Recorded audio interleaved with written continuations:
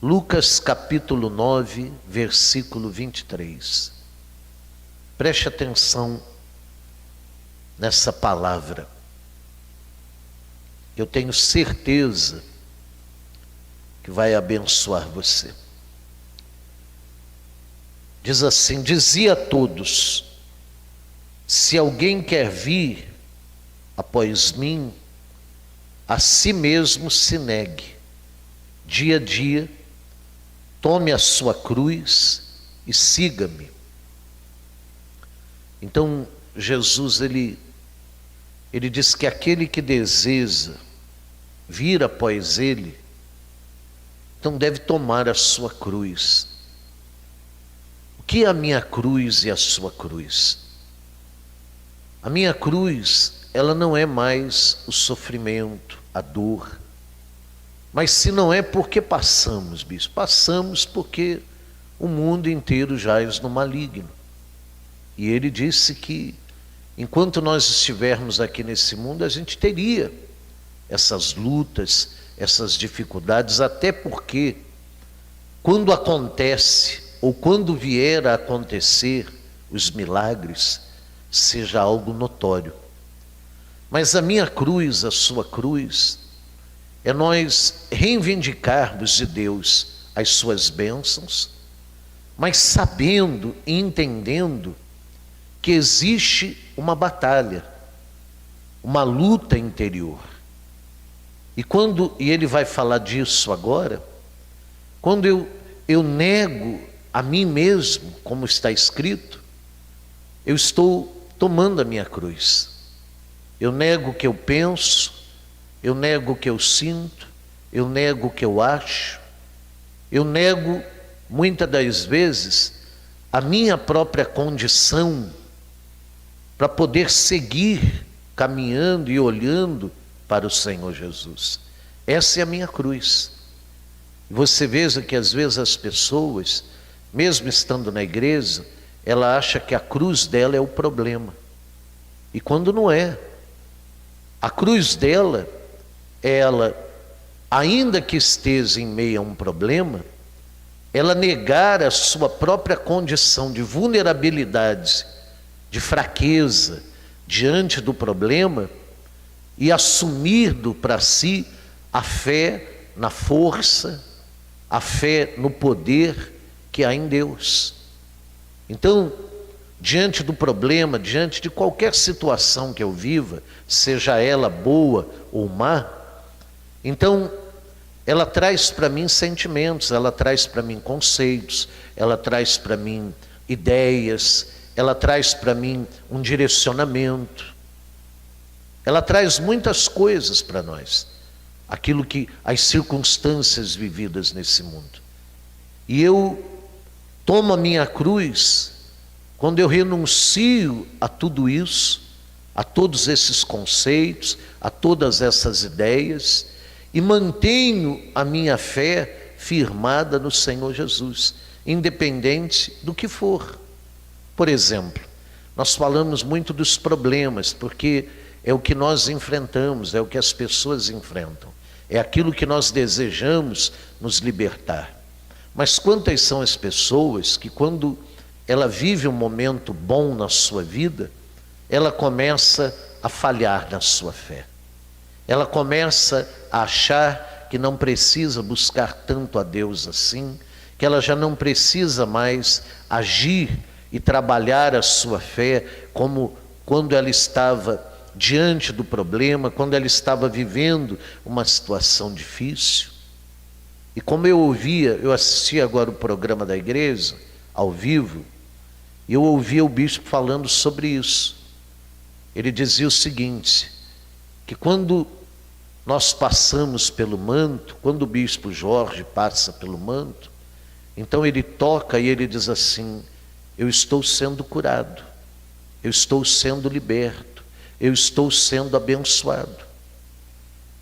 Mas não que a pessoa ela tenha ou ela esteja passando por um momento de enfermidade, não é isso. Mas é para que ela se mantenha curada, ela se mantenha liberta, ela se mantenha abençoada. E se estiver passando, que ela receba aquilo que ela está pedindo. Mas às vezes, gente, as pessoas também, quando elas estão no momento de bênção na sua vida, no momento tranquilo na sua vida, elas começam a negligenciar a sua fé, porque elas acham que não precisam mais. Então elas deixam a sua cruz, elas deixam a cruz de lado. E se eu não tomar a minha cruz, eu não posso seguir Jesus. E por que seguir Jesus? Porque é Ele quem está à minha frente, me defendendo, me guardando e me protegendo. Olha o que ele diz aqui, verso 24. Pois quem quiser salvar a sua vida, o que vai acontecer com ela? Perdê-la-á. Então aquele que deseja salvar a sua vida, poupar a sua vida diante das coisas de Deus, como se Deus quisesse tirar algo dela. Mas ela quer poupar, muitas das vezes ela quer ganhar somente, ela quer salvar somente.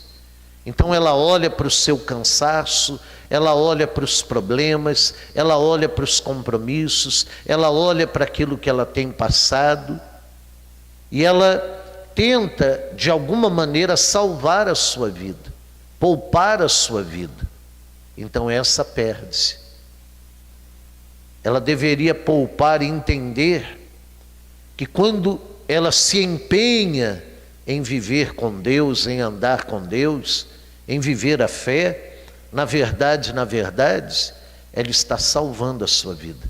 Mas o entendimento humano que ela tem é que ela está perdendo.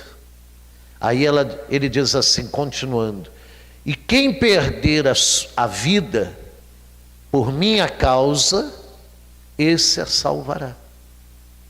Quer dizer, ela olha para o Senhor Jesus e ela tem o seguinte entendimento: nele está o meu socorro, nele está a solução dos meus problemas. Ou eu estou vivendo um momento que eu não estou passando por problemas, mas nele está a manutenção da vida, da paz, da saúde, do momento tranquilo que eu estou vivendo, do momento feliz que eu estou vivendo. É Ele quem vai manter isso. Então, quando ela tem esse entendimento, né, e ela busca, ela se sacrifica, então aparentemente ela está perdendo a vida. E Jesus está dizendo assim: aquele que perder por minha causa.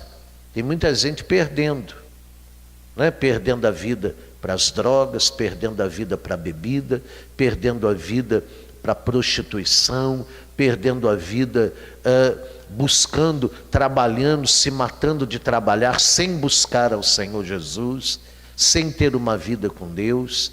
Então ele está de fato perdendo a vida, por sua própria causa, buscando por si mesmo os seus próprios benefícios. Mas Jesus está dizendo: aquele que perde por minha causa, ou seja, aquele que abre mão de alguma coisa da sua vida para buscar e para viver comigo, então esse salvará a sua vida. Ele diz assim: que proveita ao homem ganhar o mundo inteiro, se vier a perder-se ou a causar dano a si mesmo? Então, do que adianta o homem, e nós ouvimos muito isso, né? Eu estou fazendo isso, não, porque agora eu estou me esforçando para aquilo, eu estou me dedicando para aquilo outro. E ele está dizendo: do que adianta o homem ganhar? E ele não fala de ganhar qualquer coisa, mas ele fala de ganhar o mundo inteiro. Ainda que o homem ganhe o mundo inteiro, do que adianta isso, se ele vier a perder-se? E você veja que quem se perde, ou quem nos faz perder, somos nós mesmos. Jesus está dizendo isso: se vier a perder-se, ou causar dano a si mesmo. Mas a dificuldade, a luta, os problemas não é o diabo, bispo, que se levanta assim, só que ele precisa de uma porta aberta para entrar. Ele precisa de uma porta aberta para poder trabalhar na minha vida. Então, sou eu é quem causo dano a mim mesmo. Sou eu é quem me perco a mim mesmo. Quando estou, talvez, desesperado em ganhar, desesperado em angariar para mim alguma coisa, poupar a minha vida diante de Deus, então eu vou ganhar. Jesus disse que eu ganho, só que isso não tem proveito nenhum. Eu não vou desfrutar de nada disso. Amém, gente? Aí ele diz assim: porque qualquer que de mim e das minhas palavras se envergonhar, dele se envergonhará o Filho do Homem, quando vier na sua glória e na do Pai e dos santos anjos. Verdadeiramente vos digo, alguns há dos que aqui se encontram, que de maneira nenhuma passarão pela morte até que vejam o reino de Deus. Amém? Esse é um dos versículos preferidos meus. E nós temos que nos esforçarmos para que nós venhamos a sermos esses alguns. Que não venhamos a passar por esse mundo sem vermos o reino de Deus na nossa vida aqui neste mundo. Veja, ele não está falando do reino eterno. Ele está falando do reino, mas o reino que desce sobre o homem, trazendo as bênçãos. Você veja que é um reino antes que o homem passe por onde? Pela morte. Você veja, ele diz isso. Ele diz: alguns há dos que aqui se encontram que de maneira nenhuma passarão pela morte, até que vejam o reino de Deus. Ele ia de aldeia em aldeia e mandava os discípulos e dizia assim: olha, fala para eles que o reino de Deus é chegado sobre eles. Então nós não podemos aceitar que venhamos a passar por esse mundo, perdendo a nossa vida nesse mundo, sem vermos o reino de Deus descer sobre nós. Bispo, eu tenho que trabalhar? Tenho. Eu tenho que me esforçar? Tenho. Eu tenho que, puxa vida, gambatear aí fora, como diz os brasileiros, né? Fazer um esforço, às vezes até maior do que uma pessoa natural, sim. Mas sem deixar a minha cruz. Sem perder a compreensão de que se eu não seguir Jesus, se eu priorizar salvar a minha vida para angariar coisas, para sair de situações aos quais Ele vai me tirar, aos quais Ele vai me dar, mas se eu quiser fazer por mim mesmo, eu vou perder a minha vida, eu vou perder. E ainda que eu ganhe alguma coisa neste mundo, e ainda que eu ganhe o mundo inteiro, eu estou perdendo-me a mim mesmo. Eu estou, como ele está dizendo aqui, né, causando dano a mim mesmo. Então, pessoal, nós temos que viver a vida nesse mundo, entender que a vida nesse mundo é uma luta. A vida nesse mundo é uma batalha constante, todos os dias. Só que não adianta nós vencermos sozinhos. Existem batalhas que, se você se esforçar, aparentemente, entre aspas, você vai conseguir vencer. Por exemplo, uma batalha na vida financeira, você consegue vencer. Você se mata de trabalhar e você vence. Só que, se eu vencer sozinho, eu estou perdendo a mim mesmo. Eu estou causando dano a mim mesmo. Então eu tenho que lutar, mas eu tenho que lutar em Cristo. Eu tenho que viver como os homens nos tempos de Neemias, eles viviam. Trabalhavam com uma mão e com a outra mão empunhavam a espada. Eu tenho que viver a minha fé segurando a espada do Espírito nas minhas mãos e, ao mesmo tempo, com a outra mão, lutando e me esforçando aí fora, porque se assim eu o fizer, Deus vai me honrar. Eu serei estes alguns ou estes poucos que não passarão pela morte sem ver o reino de Deus sobre a sua vida. Deus, Ele quer isso para a gente, Ele deseja isso para a gente. Deus não tem alegria no nosso sofrimento, Deus não tem alegria na nossa dor, não tem. Embora Ele saiba que é inevitável que nós venhamos a passar por elas. Mas a maior alegria de Deus é poder conceder aos seus filhos a vitória, é conceder para os seus filhos a alegria, a felicidade, é ver a nossa vida de uma maneira plena. Só que para isso acontecer, nós temos que tomar a nossa cruz. Nós não podemos, gente, separar a nossa vida, a vida humana, a vida de conquista, a vida de labuta, a vida de dificuldades, a vida aí fora de Deus. Em nenhum sentido da nossa vida. Você trabalhou hoje, você está cansado, cansada, só que você trabalhou com quem? Sozinho ou com Deus? Eu tenho trabalhado com Deus, bispo. Por isso eu estou aqui buscando. Então você vai ver o fruto desse trabalho. Você não vai passar por esse mundo sem ver o fruto desse trabalho. Você tem se dedicado à sua família, tem se sacrificado na sua família, procurado fazer a sua parte. Então você vai ver o fruto. E não tem abrido mão de Deus? Não. Então você vai ver o fruto. Mas há pessoas que elas pegam as suas forças, elas pegam as suas mãos e elas impõem tudo, com toda a sua força, no humano. O humano é limitado. O humano, ele tem um começo, um meio e tem um fim. E às vezes um fim precoce. Um fim precoce. Agora com Deus não. Quando você vive com Deus, quando você toma a sua cruz em Deus, então um dia é como 1000 e 1000 é como um.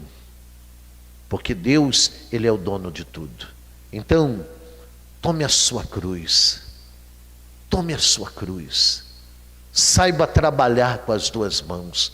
Meu Deus, eu por um lado tenho me esforçado, eu tenho procurado me capacitar no meu trabalho, eu tenho procurado dar o melhor de mim na minha família, no meu casamento, eu tenho procurado semear o melhor de mim, com muito sacrifício,